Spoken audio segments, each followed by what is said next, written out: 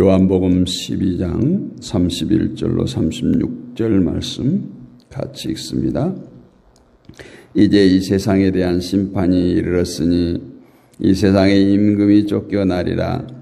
내가 땅에서 들리면 모든 사람을 내게로 이끌겠노라 하시니 이렇게 말씀하심은 자기가 어떠한 죽음으로 죽을 것을 보이심이로라.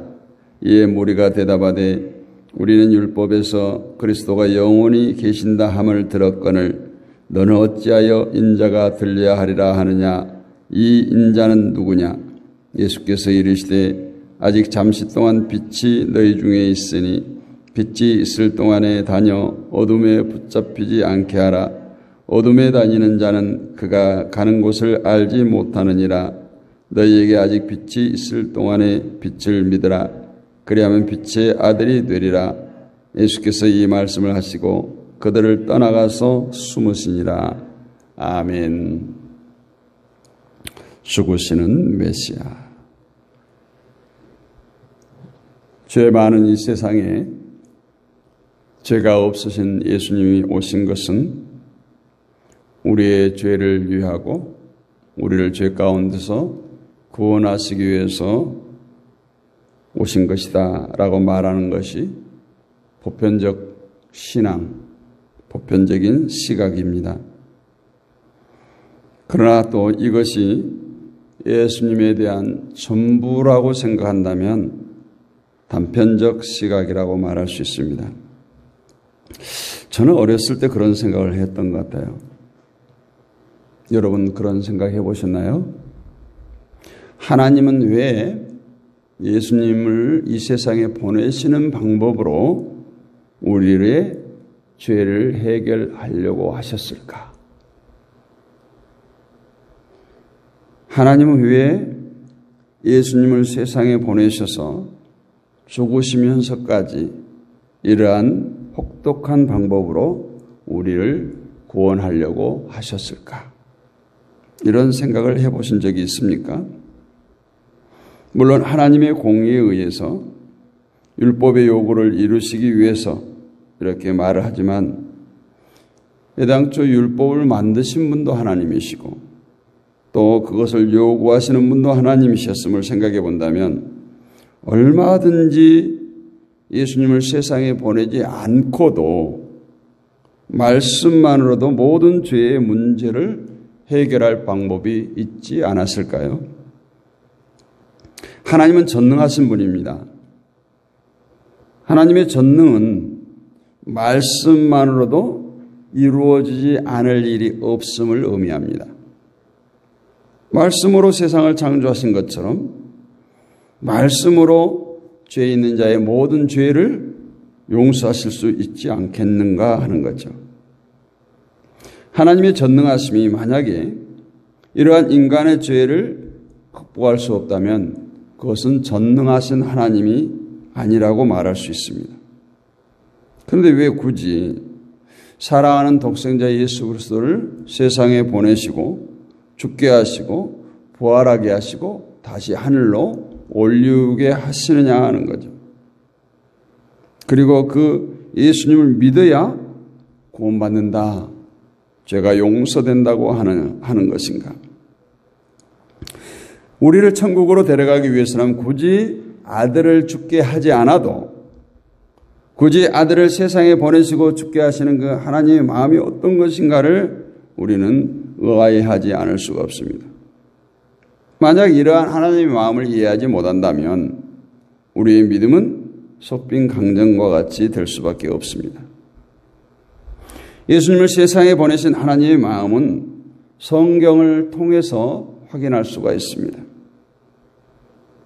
요한계시록에 보면 하늘에 전쟁이 있었던 것을 알 수 있어요. 타락한 천사가 하나님께 도전장을 낸 겁니다. 그 전쟁에서 악한 천사가 패하게 되고 땅으로 쫓겨나게 됩니다. 그 후에 하나님께서 천지를 창조하신 거예요. 창세기가 먼저 기록되어지고 우리가 성경 순서상 요한계시록이 마지막 기록되었기 때문에 이 문제를 많은 그냥 문자대로 본 사람들은 창조 이후에 하늘의 전쟁이 있었다라고 어리석게 말한 사람도 있습니다. 이 요한계시록은 시공을 초월해서 기록된 말씀이에요. 그래서 계시, 묵시라고 말합니다. 하나님께서 세상을 창조하실 때에 땅에 이미 마귀가 있었죠. 사단이 있었어요. 이렇게 이해하지 않으면 하나님이 창조하신 세상에 어떻게 죄가 들어오고 사탄이 존재하게 되었는가에 대한 답을 내릴 수가 없습니다. 따라서 하나님이 사람을 지으실 때는 사탄의 세력에 의해서 이미 타락할 것을 미리 아셨다. 그럼에도 불구하고 사람을 지으셨고 또 선악과를 두게 하셨는가? 그것은 무엇이 의이고 무엇이 죄인가를 확실히 구분하기 위해서다라고 볼 수 있습니다. 그리고 끝날에는 의인은 구원하시고 죄인은 멸하시기로 작정하신 겁니다. 이러한 하나님의 의도에 의해서 창조된 세상에는 항상 죄로 가득했어요. 그러한 죄악된 세상에 하나님께서는 의를 가진 자를 등장시킵니다. 그리고 죄에 의해서 그 의마저도 핍박을 받고 희생당함으로써 세상의 모든 죄를 밝히 드러내십니다. 만약 하나님께서 세상의 죄인들 속에서 너는 내 백성이다 이렇게 점찍고 무조건 그 사람들의 죄를 용서해 버리시고 천국으로 데려간다면 구원받는 자는 있겠지만 의와 죄는 구분되어지지 않고 드러나지 않고 끝날 거예요. 이 때문에 사랑하는 독생자 예수 그리스도를 세상에 보내신 것이고 죽게 하셨던 것입니다. 예수님은 곧 하나님이십니다. 성령께서 함께 하신 예수님은 그 하나님의 마음을 알고 계시고 하나님의 속성을 그대로 지니고 세상에 오셨어요. 그러므로 예수님의 말씀이 곧 하나님의 말씀인 것이고 예수님의 행동 하나하나가 하나님이 누구신가를 증거하는 것입니다. 그래서 예수님은 나를 본 자는 아버지를 본 자다. 나를 본 자는 이미 하나님을 보았다라고 말씀하고 있는 것입니다. 그런데 그 예수님을 배척하고 죽인다면 그것은 곧 하나님을 배척하는 것과 같습니다. 하나님을 사랑하지 않고 하나님의 말씀에 복종하고자 하는 것이 없기 때문에 예수님을 배척하고 죽인 것이라는 것. 하나님은 세상에 이러한 악을 드러내기 위해서 예수님을 보내는 방법으로 우리를 죄에서 구원하셨습니다. 세상은 그것을 알지 못하고 자신들이 기다린 메시아가 아니라고 해서 지금 죽여버린 거예요. 오늘 31절 말씀을 보면 이제 이 세상에 심판이 이르렀으니 이 세상 임금이 쫓겨나리라. 세상에 심판이 이르렀다고 말씀하고 있는데 사실 예수님이 죽으신 후에 세상에는 아무 일도 일어나지 않았습니다. 그런데 심판이 이르렀고 세상 임금이 쫓겨나리라고 말하고 있어요. 이 말은 예수님이 죽으시면 곧바로 그 죄를 묻고 세상을 멸망시킨다는 뜻이 아니라 예수님이 죽으심으로 세상에 악이 드러나게 되고 결국 그 악으로 뭉쳐진 세상은 하나님의 심판을 받게 될 것으로 지금 말씀하고 있는 거예요. 그러므로 이 말씀을 시간적 의미로 해석함으로써 예수님이 죽고 하늘로 가셨는데 세상은 왜 아직 멀쩡한가? 이러한 의문은 잘못된 것이다. 다만 예수님을 죽인 세상은 하나님의 심판 속에 있다는 것으로 우리가 받아들여야 하는 것입니다. 성도는 심판이 언제 이를 것인가를 따지고 사는 사람이 아니에요. 반드시 심판이 있음을 알고 사는 사람입니다. 그래서 성도는 심판의 때를 기다리고 산다기보다는 하나님이 맡기신 우리의 삶 속에서 하나님의 뜻을 따라 살기에 힘쓰는 사람들이 바로 성도예요. 심판을 생각하지 말라는 것이 아니라 이미 우리는 심판 속에 있는 세상에서 성도로서의 본분을 잃지 말고 살아감으로써 세상과 그리스도인이라고 하는 새로운 나라가 구별되었음을 증거하는 것, 이것이 성도된 저와 여러분이 주어진 책임입니다. 세상 임금도 쫓겨날 것입니다. 세상을 장악하고 있는 죄의 세력이 쫓겨날 때가 분명히 이를 것입니다. 그때는 하나님의 약속 안에 있기 때문에 피할 수도 취소될 수도 없어요. 누구나 다 당하는 거예요. 그러므로 성도는 세상의 권력에 마음을 두어서도 안 되고 세상 것을 쫓아가서도 안 되는 겁니다. 우리 눈에 보이는 것은 다 사라질 것이고 쫓겨날 것이기 때문에 보이지 않는 것에 대한 믿음으로 살아가면서 세상을 향해서 무엇이 영원한 것이고 무엇이 진리인가를 증거하며 사는 것이 성도의 본분입니다. 그런데 예수님을 메시아로 알고 있던 당시 유대인들은 예수님께서 왜 죽으셔야 했는지 그 이유를 알지 못하는 거예요. 오늘 33절도 보면 이렇게 말씀하시면 자기가 어떠한 죽음으로 죽을 것을 보이심이라. 예수님께서 무리들에게 자신이 죽어야 하는데 그 죽음이 어떤 죽음인가를 보이셨다는 거예요. 예수님의 죽음은 어떤 죽음입니까? 예수님의 죽음은 예수님이 죽어야 다른 죽은 생명이 살 수 있는, 다른 생명을 살리는 그런 죽음이었어요. 그것을 말하는 것이 우리가 앞서 살펴본 대로 24절 말씀이에요.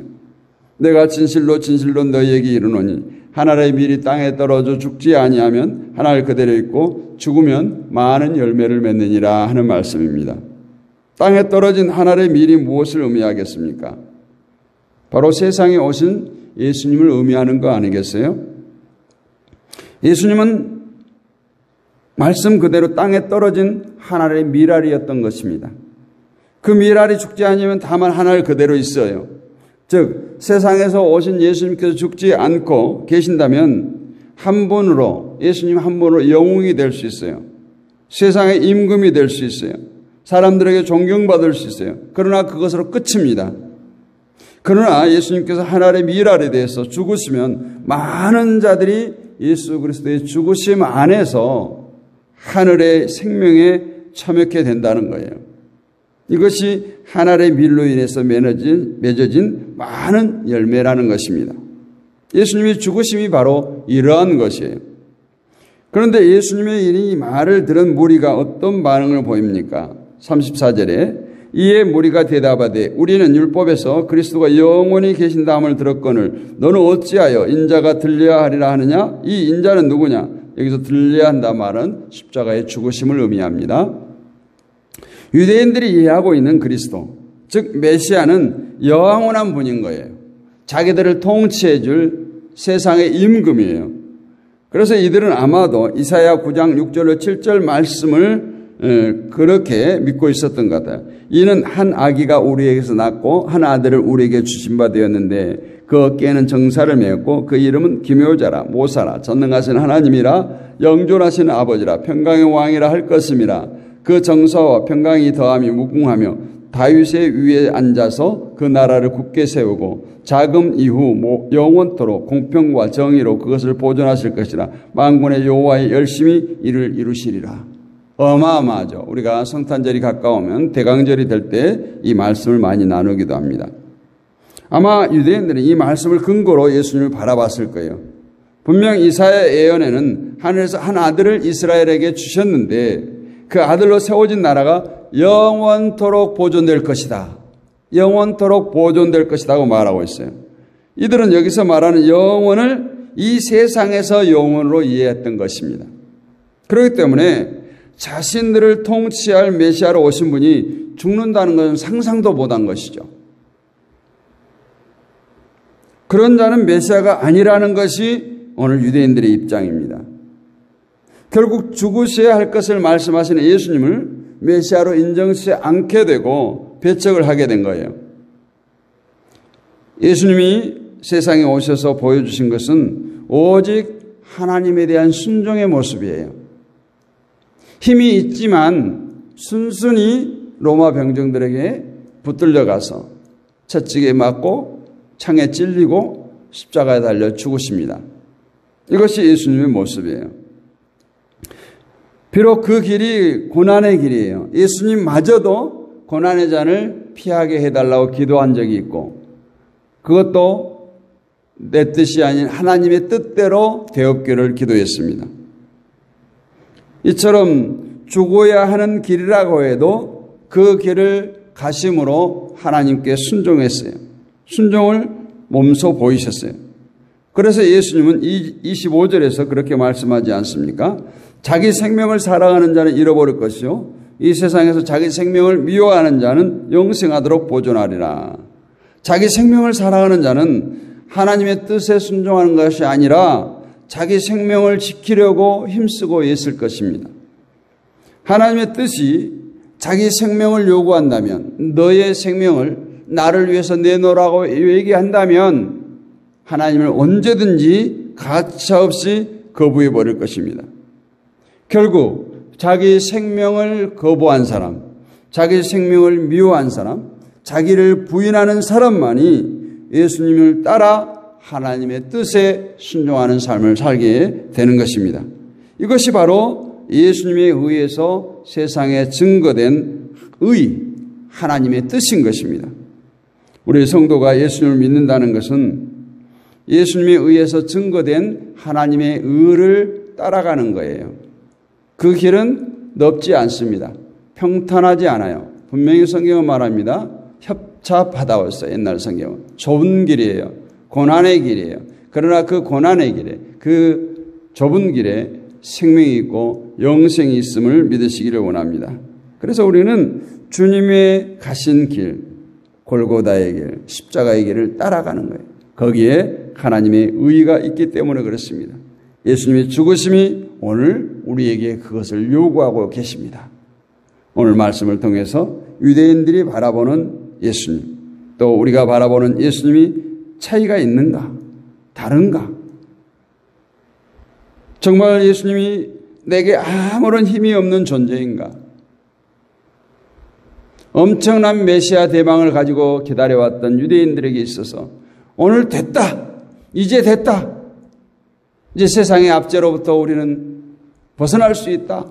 엄청난 기대를 가졌는데 그 예수님께서 힘없이 죽으셔야 된다는 이 예수님의 가르침, 교훈 앞에 유대인들은 너가 누구냐? 이 인자는 도대체 누구냐? 라고 따지고 있습니다. 그러면서 예수님께서는 이르시되 아직 잠시 동안 빛이 너희 중에 있으니 빛이 있을 동안에 다녀 어둠에 붙잡히지 않게. 예수님께서 이 땅에 있을 때 예수님을 하나님의 아들로 믿으라. 하나님으로 믿으라. 빛으로 오신 예수님을 바로 보라. 어둠에 있는 죄 가운데 있는 너희야. 예수님을 통해서 너희 죄인됨을 깨달으라. 그 죄의 문제를 해결하실 분은 오직 예수 그리스도밖에 없음을 깨달으라. 계속해서 강조하는 것이 빛에 있으라. 빛이 있을 동안 너희가 그 빛을 믿으라. 그래야만 빛의 아들이 되리라. 예수께서 이 말씀을 하시고 그들을 떠나가서 숨으셨다. 오늘 우리는 이 말씀을 통해서 우리는 하나님의 백성, 자녀를 빛의 자녀 이렇게 말하지 않아요? 우리는 예수님의 자녀라는 거예요.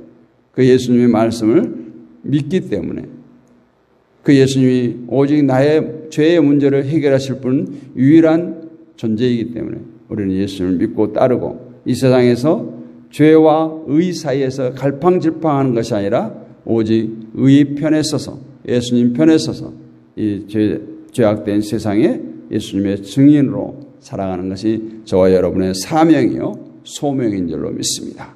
오늘 또 이 말씀을 붙들고 승리하는 저와 여러분이 되시기를 주님의 이름으로 축원합니다. 거룩하신 아버지 하나님, 은혜를 감사합니다. 이 새벽도 우리가 하나님 말씀을 나누었습니다. 아버지 하나님, 정말 많은 인간들은 내 삶의 유익됨과 유익되지 않음 사이에서 많은 선택을 하고 갈등을 합니다. 아버지 하나님 앞에 우리는 어쩌면 선택의 여지도 없습니다.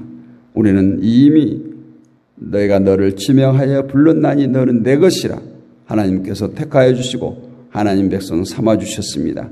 하나님께 순종할 수밖에 없는 우리는 존재입니다.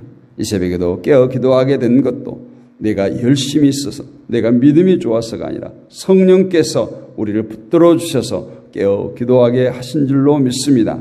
날마다 주님의 뜻을 이루어가며 있어서 내 힘으로 내 의지로 하지 않게 하시고 성령께서 항상 우리를 붙드셔서 날마다 주님의 뜻을 쫓아가며 하나님의 뜻을 이루어가는 우리 모두가 되게 하여 주옵소서. 눈에 보이는 것, 금방 잡힐 것 같은 그것들에 연연하지 않게 하시고 보이지 않는 것, 정말 보이는 것보다 소중한 가치를 깨닫게 해주시고 날마다 하나님 말씀의 반석 위에 굳게 서서 주님만 바라보고 달려가는 우리 모두가 되게 하여 주옵소서. 우리를 위해서 피 흘리신 주님을 날마다 묵상하기를 원합니다. 그 보혈의 공로가 헛되지 않게 하시고 날마다 우리들을 통해서 세상 가운데 그리스도의 선한 영향력이 나타나게 하시고 그리스도의 향기가 드러나게 하여 주옵소서. 이 새벽에도 함께 기도하는 모든 주의 백성들 가운데 함께 하시고 저들의 간구를 더 주시옵소서. 아버지 하나님이시여, 하나님의 백성들 삶의 터전을 축복하여 주옵소서. 가정을 축복하여 주옵소서. 직장을 축복하여 주옵소서. 사업장을 축복하여 주옵소서. 어리에서 난 자녀손들을 축복하여 주시고 대대손손 하나님만 섬기는 귀하고 복된 가정들 되게 하여 주옵소서. 믿사옵고 살아계신 우리 주 예수 그리스도의 이름으로 감사하고 기도하옵나이다. 아멘. 하늘에 계신 우리 아버지, 아버지의 이름을 거룩하게 하시며 아버지의 나라가 오게 하시며 아버지의 뜻이 하늘에서와 같이 땅에서도 이루어지게 하소서. 오늘 우리에게 일용할 양식을 주시고 우리가 우리에게 잘못한 사람을 용서해 주는 것 같이 우리 죄를 용서해 주시고 우리를 시험에 빠지지 않게 하시고 악에서 구하소서. 나라와 권능과 영광이 영원히 아버지의 것입니다. 아멘. 오늘도 우리 합심하여 기도하겠습니다. 늘 나누는 기도 제목 동일하지만 나라와 민족을 위해서, 한국교회를 위해서 기도합니다. 우리 자녀들과 다음 세대를 위해서 기도합니다. 정말 교회가 소망이 있기 위해서는 유년주일학교, 중고등부, 청년들, 다음 세대가 세워져야 됩니다. 정말 많은 학교들이, 문단 학교들이 있는 것처럼 많은 이제 학자들이 교회도 그럴 것이다 이렇게 얘기합니다. 그러니까 사람이 없는 거 아닙니다. 가치가 변한 거죠. 정말 우리 자녀 세대들이 하나님을 찾고 믿을 수 있도록 날마다 기도하시고 세계 평화를 위해서 기도하시고 남북의 평화를 위해서 기도합니다. 특별히 믿음의 동역자를 위해서 기도하겠습니다. 온라인 사역자들을 위해서 기도합니다. 육신의 질곡 가운데 있는 자들을 위해서 이 시간 부르짖어 기도하겠습니다. 주여 아버지, 이 새벽에도 깨어 기도하는 주의 백성들이 싸우니 주여 저들을 붙들어 주옵소서. 기억하여 주옵소서. 날마다 하나님을 찾습니다. 만나 주시옵소서. 우리의 신음소리에 귀 기울여 주시고 아버지 하나님이시여, 내가 내 눈물을 보았고 내 기도를 들었노라. 아버지 하나님이시여, 그와 같은 하나님의 음성이 우리를 위로하게 하시고 이 새벽에도 간구하는 모든 기도